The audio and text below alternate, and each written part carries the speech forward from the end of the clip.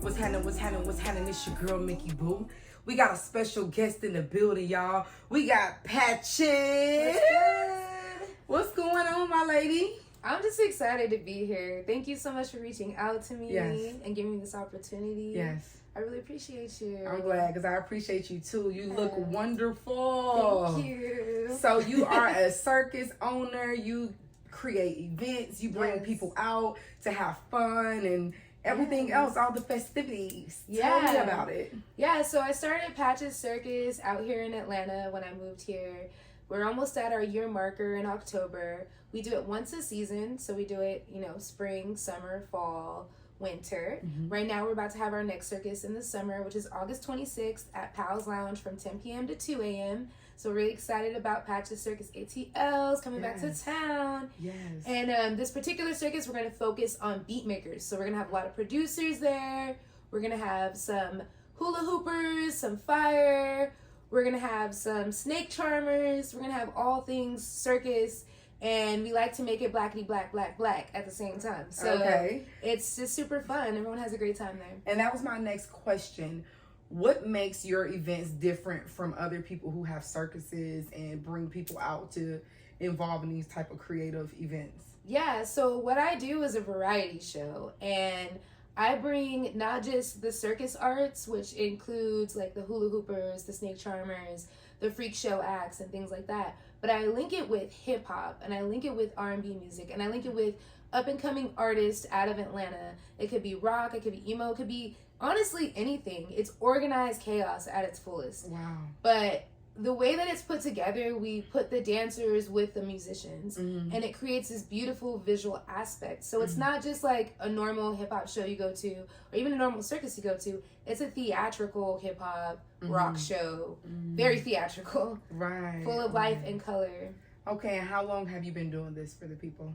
Well, I've been doing the circus. It will be a year in October. It will be our 1 year anniversary. So we're going to do it the weekend before Halloween. And that's going to be like our big one. We're going to do like a warehouse party. So that's going to be like our big 1 year anniversary. I'm super excited about that. But I've actually been involved in the circus arts for about 6 years now. Okay. Yeah. All right, cool. And so you have a family? Yes, I'm a mother of two. I have two little boys. They're 6 and 8 years old. Wow.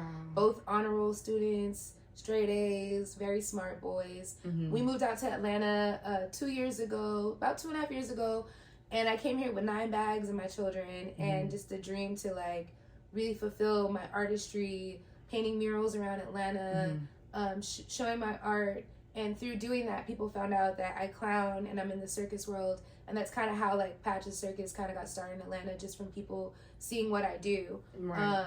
And yeah, so I just like want to create like a whole new life for my family out here.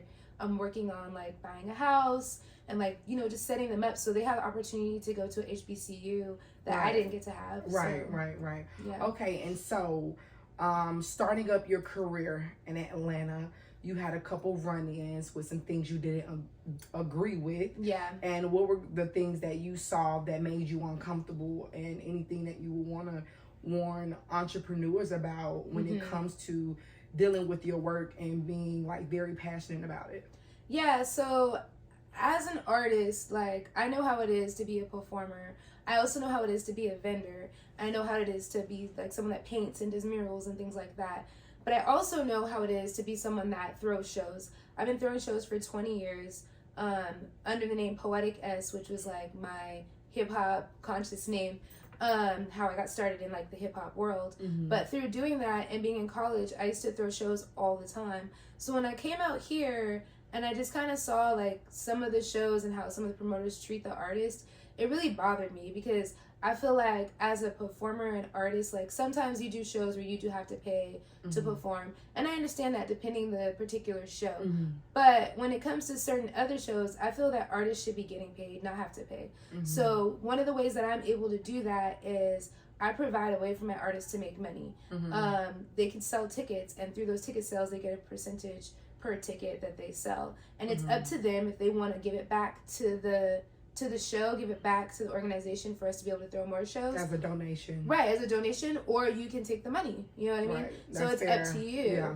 And also it teaches the artist how to promote themselves. Yeah. Because I feel like a lot of people just expect people to just come to your show. That's not how that happens. Like, I know you do. Like, I work really hard at it. Like, getting my name out there, always creating reels, always like on social media, pushing myself as an artist. So like it really shows them how to do that. And like I have like a requirement of like you have to sell 5 tickets, because if you can't get 5 people to come to your show, what are you really doing?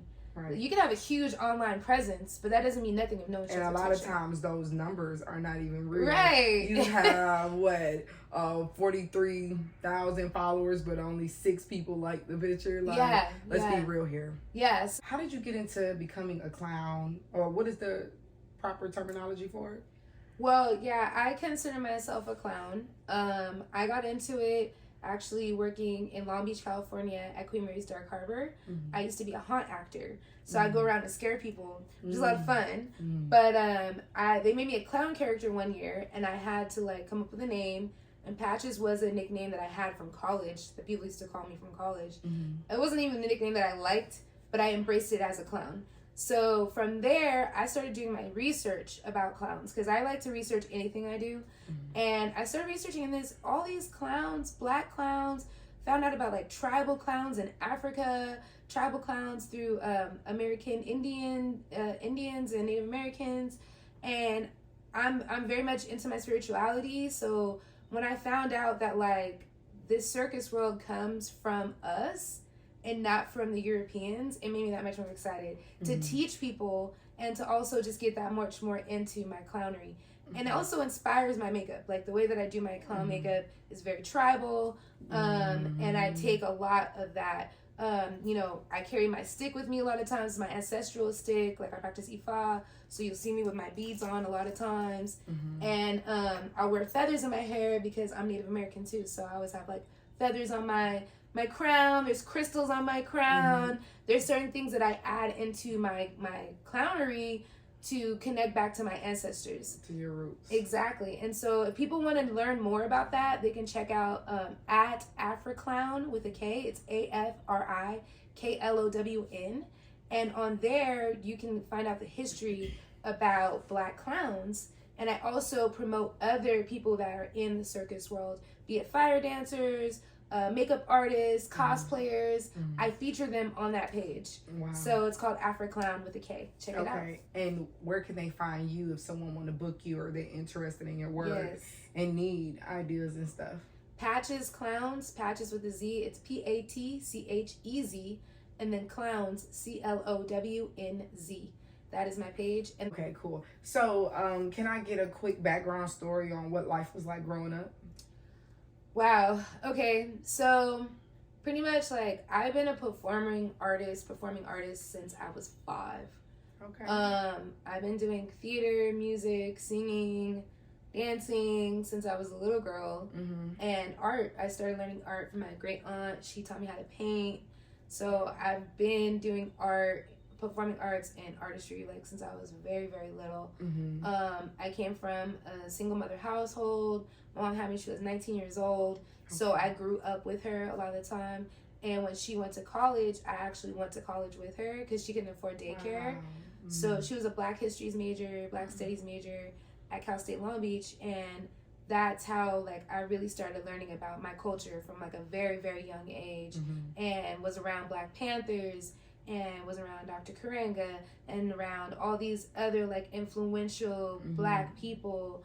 And when my mom was in college, she met my stepdad, who I consider to be my father.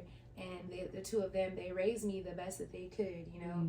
And pretty much growing up in Long Beach, it was in the 90s. So I remember 92. I remember when the buildings were set on fire in LA. I had family that lost their businesses. Long Beach got tore up too. Like all the kids came to my mom's house. My mom used to like watch all the children in the neighborhood. So when all that was going on, it was like a week-long thing. But when all of that was going on, they were all at my house. You know what I mean? And so growing up with that was like very impactful in my life. You know, there's a lot of gang stuff going on in Long Beach at that time, growing up. So my mom, she wanted to take me out of that environment, and we moved out to Orange County area. But the thing about Orange County is not a lot of Black people over there. So the things that she was fearful of me having to go through, I went through in other ways. because I had to deal with racism. You know what I mean? So the neighborhood I grew up in middle school wasn't the best, and the high school, my dad was like, you're not going there. So they looked into different schools for me, and there was a performing arts high school. And I ended up joining that. And through that, I started doing theater. I started doing technical theater, learning lights and sound and all of these technical aspects when it comes to theater, doing dance and choir. And I was participating in every single show I could possibly participate in high school. And then I also was like involved in multicultural club and all of that. So a lot of my activism and stuff, it all came from when I was very young, and then into college. And then from there, doing the vagina monologues and being in the vagina monologues and then directing the vagina monologues. Right. For colored girls who consider suicide when the rainbow is enough. Before Tyler Perry did the movie, it was a play, okay? And the play, I was in it my sophomore year of college. I was Lady in Purple. And that play, even more so than Vagina Monologues, changed my life. Because that play was for Black women. Okay. It was written for Black women in the 70s. Okay. So we redid it. We put a little modern twist to it.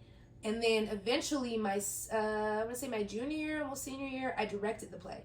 Okay. And when I directed it, I actually brought in other women of color outside of Black women too. And I incorporated some of their culture into it because I felt like people at my school needed to know about all of us, you know? And so that's why, yes, Vagina Monologues for sure, but before Vagina Monologues was for colored girls who considered suicide when the rainbow was enough. And believe me, those stories are monologues of the same type of... Eve definitely got inspiration from that play. Yeah. Okay. So you give me Erykah Badu vibes. Oh my gosh. I'm loving it. That's the biggest compliment. Do you get that a lot? I've been hearing that a lot lately, which it just makes me happy. No lie, because I love her. And she has inspired me in so many different ways. Okay. I'll always stay true to who I am. Right. But I've been listening to Erykah Badu since I was a little girl. Right. So if there was some type of magnetic connection, you just vibe more in her lane of the way she do things. I think right now, being in Atlanta has been so good for me. I have been doing shows and music and all of that in LA for a long time. Like I said, I've been doing shows for 20 years. And it wasn't until I came to Atlanta that, like, things really started popping for me. Okay. And I did not expect it to be through Patches. Okay. I did not. Like, I expected it to be through, like, my hip-hop or through my artistry, like painting, murals. Right. But Patches, people love Patches out here, so that's what it is. Well, I love Patches now. I love how... the universe or our creator is expressing itself through you, and it's very beautiful. And I pray that success, abundance, and prosperity, everything falls on you and your family. So thank you. I appreciate that. Yeah, you look wonderful. I love the look. I'm just over here just I love this though. This is my I need that in my life. But yeah, so I appreciate you coming on the show. Yeah, for sure. This is the life behind Patches. This is how she view it. These are the things that she is doing, capitalizing on out here in Atlanta. I haven't seen it done yet. And but you're coming to the next circus. Yes. I just want to explain some things. Like, the way this works is I bring different folks from different scenes in Atlanta together, right? And it's all about that organized chaos, right? Because we all need to link. This is not just a circus event. We're going to have fun. We're going to party. We're going to drink. Do. This is also a time for y'all to network and meet everyone around you. We got people here from North Carolina tonight. We got people here from Alabama tonight. Okay? They drove out here, caravans. Okay? We got people from Atlanta out here tonight. Yeah, no, we're a lot of transplants. Where my LA West Coasters at, Long Beach. Hey, gay area, where you at? We gotta represent. So all I'm saying is thank you everyone that's here from whatever hood you're from, and all of us in this melting pot of Atlanta. It's Patches Circus ATL. Let's get it cracking. Let's go Patches Circus. I heard she eat one crack a day. Whoa, girl, well, I heard the bitch was married to Tim and started fucking with Trina. Well, I heard the bitch got hit by 3 zebras and a monkey. I can't stand the bitch nowhere. When I woke up in the peach, I ain't got any speech. y'all people ain't got it like me. I ain't studying these crows. Need to talk what you know. And stop talking about who I'm sticking and licking, just mad it ain't chose. I know y'all pull y'all boat. Y'all job just hanging up close. Step to me, get burnt like toast. Y'all suckers, adios amigos. Post, post. I don't brag, I mostly boast. From the VA to the LA coast. Is it, yo. Yeah, I appreciate y'all. Thank you so much for tuning in. If you like, share, and subscribe.